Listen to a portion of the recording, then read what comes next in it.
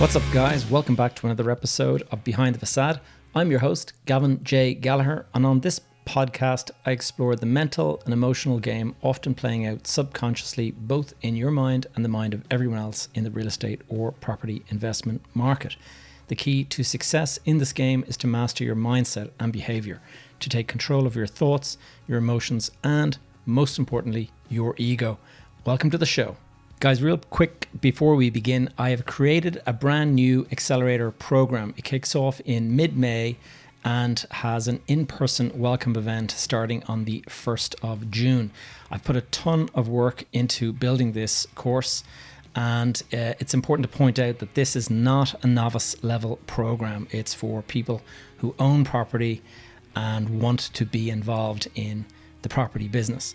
It's aimed at time-poor business owners, corporate executives and professionals who might harbour ambitions to build their own property portfolio with the potential to fully replace their salary.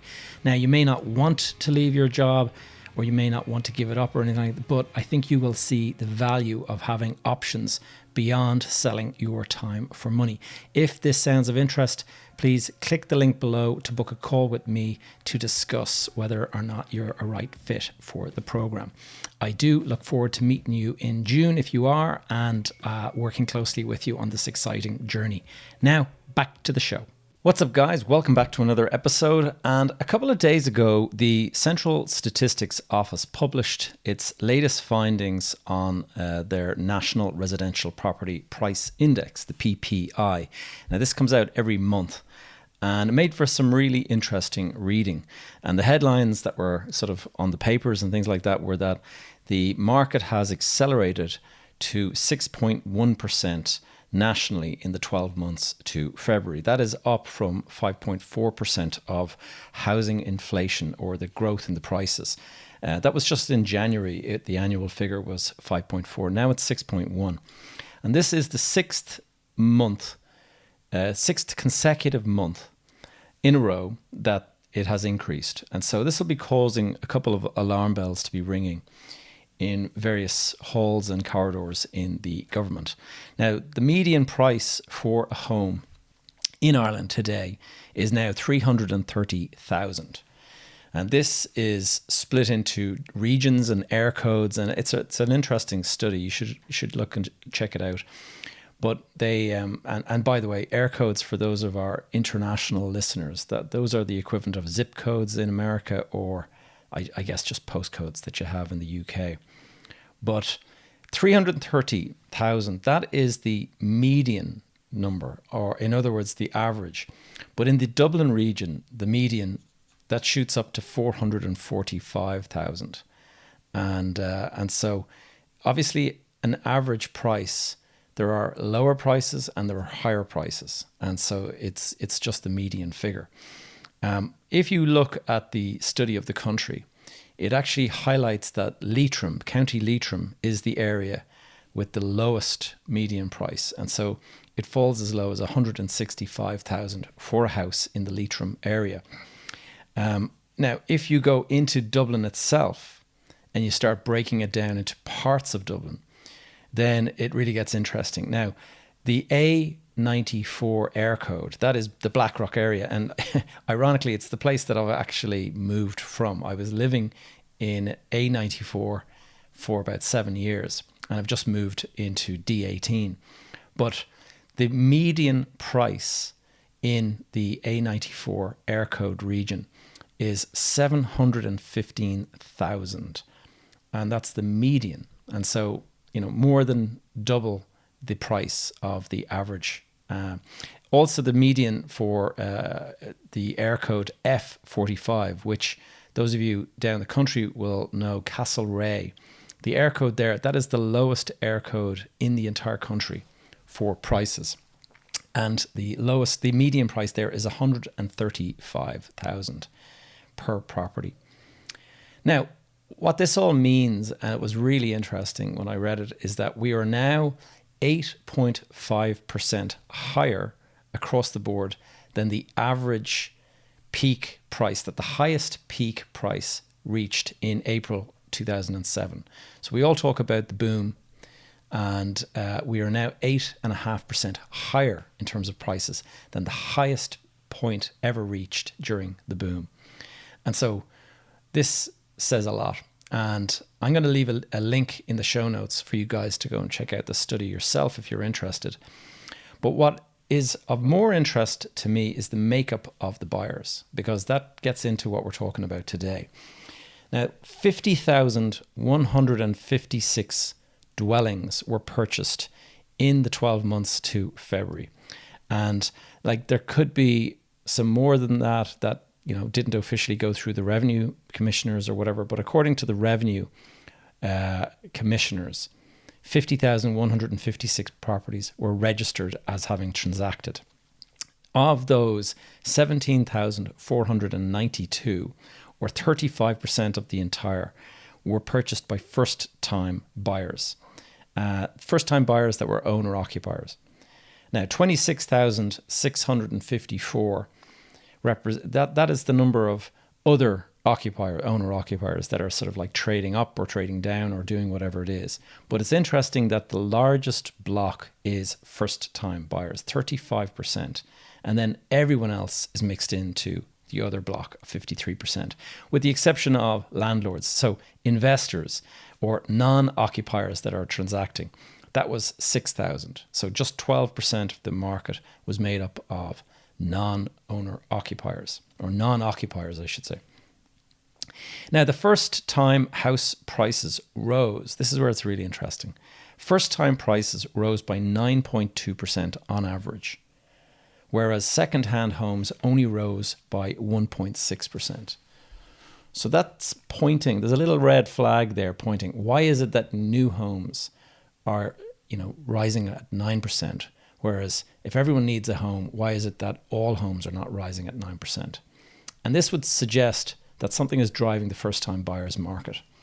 And, that is definitely the case. Like, look at 9% and the 35% in the overall market. Now, with interest rates so much higher now than they were just 2 years ago, the lower rate, the 1.6% that we saw there for the rest of the market, that doesn't strike me as unusual. When rates go up, you would expect there to be a bit of a slowdown in the market. But 9.2% growth, that is unusual, especially in rising interest rate environment. And so it would seem that what is to blame here, or what's been driving this, is the first home scheme that the government introduced to help first-time buyers with the purchase of their first property. And it's an understandable policy to want to bring out. You want to help people, you want to get them into homes and things like that. But most definitely it's having an impact and driving prices up in the market. Now, according to the Banking and Payments Federation of Ireland, first-time buyers accounted for more than 60% of all bank transactions in 2023.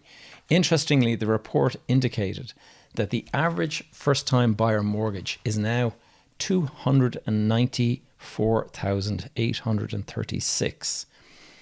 And that, they are saying, is €19,000 higher now than it was just 1 year ago. So 19 grand extra is the mortgage. That's how much that they see prices have risen by. And so all of this policy that was brought in to help first-time buyers, what has it achieved? Well, it has helped a lot of first-time buyers, there's no question, but it has also driven up the house price. And driven up the house price has driven up the size of the mortgage. So all these first-time buyers they have larger mortgages than they would have. Now, there's various reasons, maybe, like obviously there's shared ownership with these new first-time buyer schemes, and your equity is kind of split between the government and stuff. But I'm not going to get into the detail there. I think what we want to point out today, the point of today's talk or podcast episode, is that there is almost always, unintended consequences when the government interferes in the market in some way. And there's lots of examples of this, not just Irish examples. I'm going to talk about the US, the UK, Europe, and even India. And, these government housing policies, they come in, they tinker around with the market, And they have one idea in mind that they would like to solve, one problem that they're trying to solve. But, everything, there's a cause and effect. There's the law of cause and effect. And everything that you fiddle with has some sort of knock-on domino impact. And in a free market, there is always something that happens from this tinkering with the market, introducing rules, bringing in caps, doing all this kind of stuff. And frequently the impact is negative. And it is only when you study history and you look at this stuff across the board, you start to realize the negative consequences. And I'm not sure whether government parties who introduce these things, whether it is entirely, wisdom-driven thinking, or is it thinking that's designed to keep government parties in power or get them elected in the first place. There's all sorts of reasons behind it, but it's not necessarily smart thinking to bring in these changes. Sometimes it's put into a government manifesto in order to kind of, be able to go out there, put the talking points out and say, we're doing this and we're going to bring in this change and stuff. And everyone says, oh, that sounds really good, let's do that. But a lot of the time, history will show that it's going to have negative consequences, but it does sound good. If you look at New York City following World War II, the city was finding that house prices or rental prices were all shooting up, and they wanted to keep housing at an affordable rate for middle income and low income tenants. So they introduced a rental cap, and this was brought in, and it kind of they called it rent control. So they had certain areas of the city were rent controlled, and it meant that the rent was now fixed. It could not increase any further. Very understandable intention. You want to look after the people. You want to make sure they're not driven out of the city because of cost and stuff. But it sounds an awful lot like the rent control zones that we've introduced here in Ireland. And if you look at the unintended consequences, it's quite interesting what you see. We see that with the landlords now getting a fixed return, not able to increase it, and despite the fact that inflation goes up, and so you're now kind of losing money essentially on your rent, landlords were no longer motivated to maintain or to upgrade their properties. And so what it did lead to, it led to deterioration in the quality of the housing. And this ended up meaning that there's kind of rundown areas. You might even call them slums or whatever, but this happens. And what happened in the end was in New York City, there was like a black market of well-connected individuals would be getting the rent-controlled properties. And so you would have a situation, like I owned a property in New York City, and I can remember when I bought it, I was renting it at $4,500 a month. And you could rent a rent-controlled property and get something similar for like, $500 or $900 a month or whatever it was. And so that sounds great for the low income earners to kind of get those kind of properties. But because of the way, the nature of the market, it ended up that well-connected individuals or people that were like, slipping a bit of a bonus or a bribe or whatever you want to call it into the hand of the person in charge would make sure that they get the property instead of the other person. And so that's the kind of thing that creeps in. If we look at the housing policy or the green belt policy that the UK introduced back in the 1930s. In the 1930s, the UK was expanding rapidly, and they saw that the cities were sprawling and they were getting huge.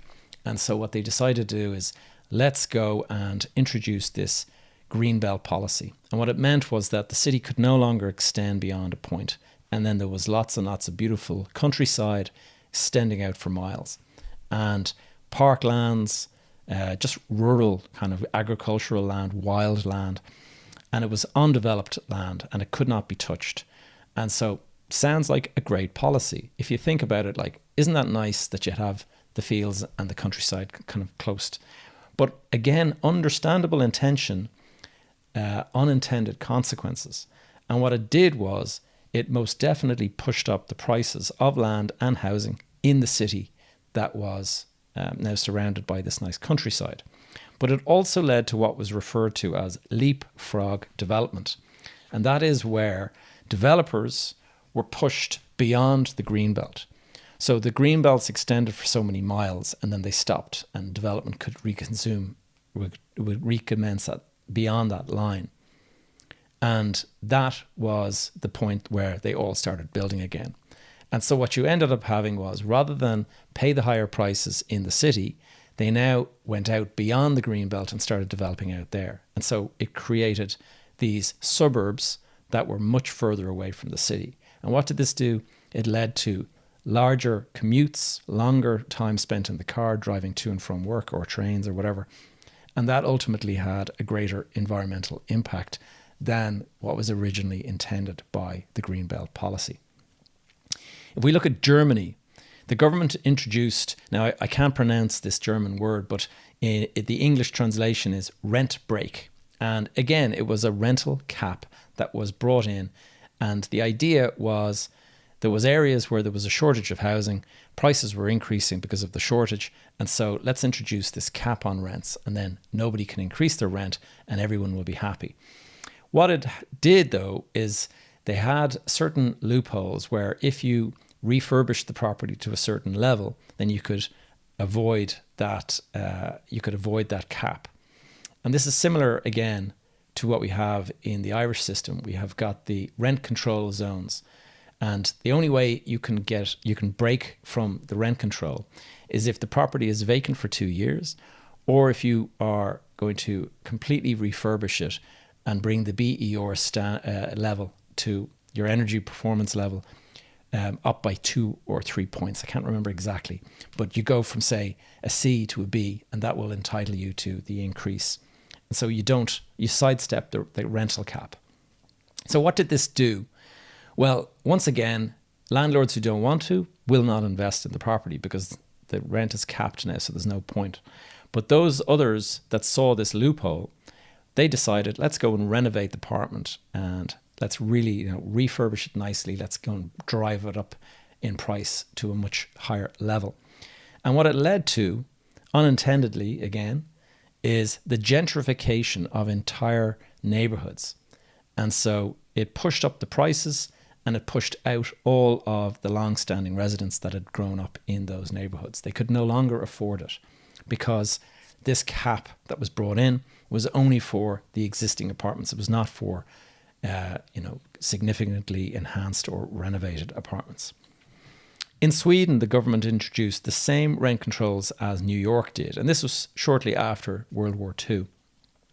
Certain properties were now deemed rent controlled, and what this led to, you can pretty much predict it at this stage, this led to long waiting lists for these particular properties, and again, a black market for leases in rent controlled properties. It also discouraged landlords from maintaining their properties, again leading to degradation in the quality of the housing stock. And the list goes on. I mean, there's examples in France, India, there's all over the place. And the point being, when you fiddle with the market, this is what's going to happen. And, the consequences could be far worse than what you originally were attempting to fix. And so you really do need to be careful about it. And I saw an article during the weekend, and they were talking about how the local authority planning system, we did away with what were known as bedsits back in the day. Now, bedsits were the way an awful lot of students, like an entire couple of generations of students, would have grown up living in a bedsit. And that is, it's a room where you just have a bed and you have your TV or whatever, and then you share the toilet down the hall. And the other people that live in the place would have something similar. But you don't have to sit in a TV room watching the same TV station, which are other mates, which is what flatmates would have been. And they did away with this. It was considered to be unwanted, kind of maybe sort of too low quality for what they wanted. So they did away with that. But what that's done is it's meant that you now have to buy a 1-bedroom apartment if you want to do this instead. And now bedsits do sound an awful lot like HMOs as they're now starting to be developed, but we'll have to wait and see how all of this pans out. What motivated me today to talk about all this was I've been hearing about, the latest from Sinn Féin, and they're talking about reintroducing the eviction ban if they get into power, when they get into power. And they're going to bring it in. And what they were saying is one of the words that I heard was no fault eviction ban. So it would mean that you just simply cannot remove a tenant, like at all, regardless of what they're doing. There's no fault associated. They just can't be removed. And whilst, again, we're talking about politicians and what they say and what they do, this messaging clearly appeals to the base, the Sinn Féin supporter base. And that is why they start to use these words. And I don't believe people just sort of say, oh, let's start, using the word no fault eviction ban. I think all of this stuff gets put into a test. They have politicians and political groups these days. They all have political advisors. And these political advisors, nothing is said off the cuff. Nothing is spontaneous. It's almost always planned. It's almost always, talking points that have been assigned. And they never deviate from the talking points. And it's because these talking points have been tested. These talking points are often, formed in focus groups. And they get kind of like feedback from focus groups on how do these words sound? Does this sound good? Does this sound bad? And it's all designed to get people elected and to keep people elected. It is not necessarily, is this going to be good for the housing market? Is this going to fix the housing market? And what seems to be missed by all of these politicians and stuff, and it's, all parties, and not casting blame on any particular party, but words become policy, and policy brings about the change, and often the change is unintended. And it brings about these consequences that maybe you did not expect and you did not want. So when I hear about these no-fault eviction bans, I'm immediately seeing a flood of landlords that get panicked and decide that they want to get out of the market. And what is that going to do? Well, it's going to mean fewer rental properties on the market, less available to rent. And what does less do? What does a shortage of supply do? It pushes demand up, and demand pushes prices up. So what this is going to do, it's going to drive up rental prices.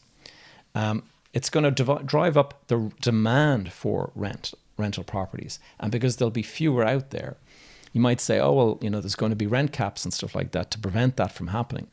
But I don't think so. I think the market always finds a way.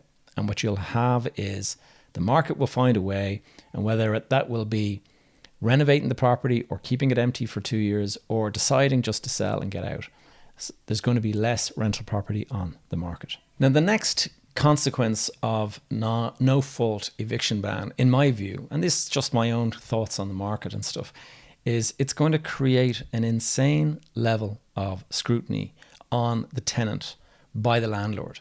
And so let's just imagine you have a property and you want to rent it, and you've heard that there's a no fault eviction ban now in power or in place.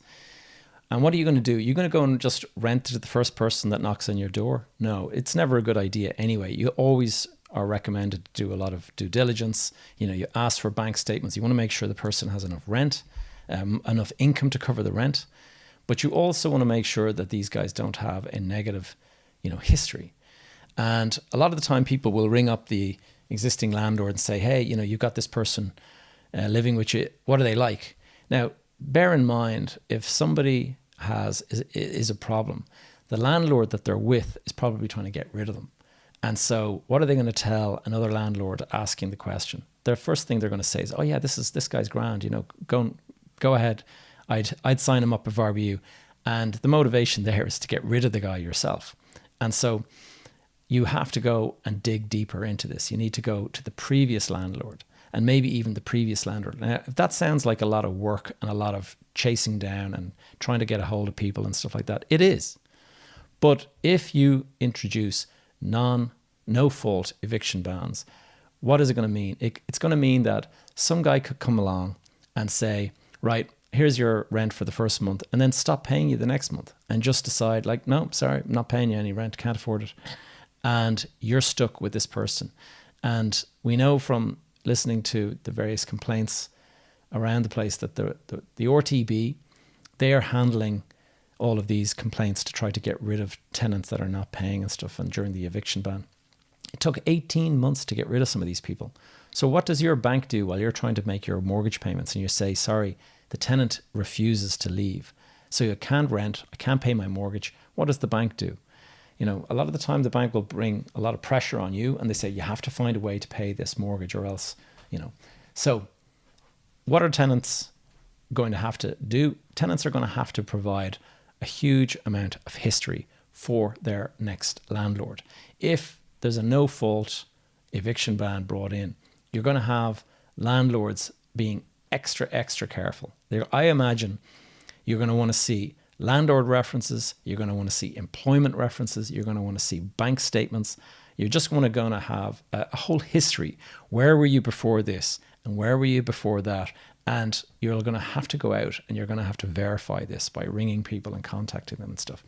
And if you don't do that, you run the risk of picking up somebody who happens to be one of these bad eggs that, you know, ends up not paying you rent and you can't get rid of the person and you're stuck for 12, 18 months, whatever length of time, trying to remove them. And who knows what other unintended consequences there could be. Like, there seems to be a target on landlords' heads these days. Like, the landlords are the bad guy. And if I move into a new home and I decide I'd like to hold on to my previous home and I'm going to go and put it on the rental market because maybe it's good for my retirement plans, maybe it's good for my pension, or maybe I have kids that are teenagers now, but I'm thinking about providing a home for them when they're in their 20s. And I'd be thinking to myself, you know what, I'm going to rent the property for the next 10 years. And then when the kids get to their age and they're going to university or whatever, I will just give the property to them and they can all stay there while they're in college or whatever. That doesn't sound like an evil plan to get rich. That just sounds like a parent doing his bit. It sounds like, a lot of small landlords that are out there, they're just plumbers, electricians, tradespeople. They don't want to go down the traditional road of putting money into a pension plan, a company pension plan. So instead they buy a property and they see that as a form of pension. And at some point in the future, when they hang up the tools and they stop working as much, they'll have at least the rental income coming in. That does not strike me as evildoers, evil investors that are trying to drive up the price of the market. All it is people just making their way. And it just seems like these days there's a big target on the head of landlords. Like we are somehow the problem here. I don't know. I don't know where it's coming from. There's a lot of people out there that are, obviously the housing scheme, this first home scheme that's been introduced, it's obviously working and a lot of people are going and buying property. But how many people are out there, even if you're listening right now to this, how many people are sitting on 30 to 40,000 euro of a deposit account? And that is your deposit that's ready to be put into the first purchase that you make. And until you've accumulated that sum of money, you don't have the deposit to get the mortgage to go ahead and purchase the property. And because of that, what is the likelihood is you're renting or you're living at home with your parents. But a lot of people are renting because they have no other choice. They can't get the money together to go and put the deposit down. And so landlords provide a service to those people who have to rent. It's as simple as that. And there are tens of thousands of people out there who are trying to rent property. We have a lot of people coming into the country for the first time because the labor market is so short at the moment. We want to build more houses. To build more houses, we need more laborers. Laborers arrive in from other countries. What do they need? They need accommodation. They're not going to be buying on the day they land off the airplane. They're going to move into rented accommodation. Again, that's part of the solution is rental property. And here we are in a situation where the landlords are targeted and made out to be the bad people that should be paying more or basically being discouraged to maintain their assets and encouraged to get out of the market and let somebody buy the property who's going to move into it. Anyway, guys, I'm not going to be solving it, but I'm maybe highlighting some of the issues that are out there. I hope you found this one of interest, of value. Please leave a comment below if you can, or send me a direct message with your thoughts. Try LinkedIn or join the school community and let me know what you think in there. But I'd love to know your thoughts on just where this is all going. And when you hear things like a no fault eviction ban, what does that make you think about whether or not you should invest, or what would you do to avoid some of the problems? So guys, until next week, see you back here. Take care. Thank you for tuning in to another episode of Behind the Facade. If you enjoyed the show or found it in any way useful, could I please ask you to take a moment to leave a review over on iTunes or Spotify? This really helps us get the podcast out in front of more people. If you have any questions or topics you would like me to cover in future episodes, please connect with me via my brand new school community. You will find a link in the show notes. You can stay up to date with all of my content and the projects I'm working on by signing up for my weekly newsletter over on my website, gavinjgallagher.com. That's all for now. See you back here, same time next week.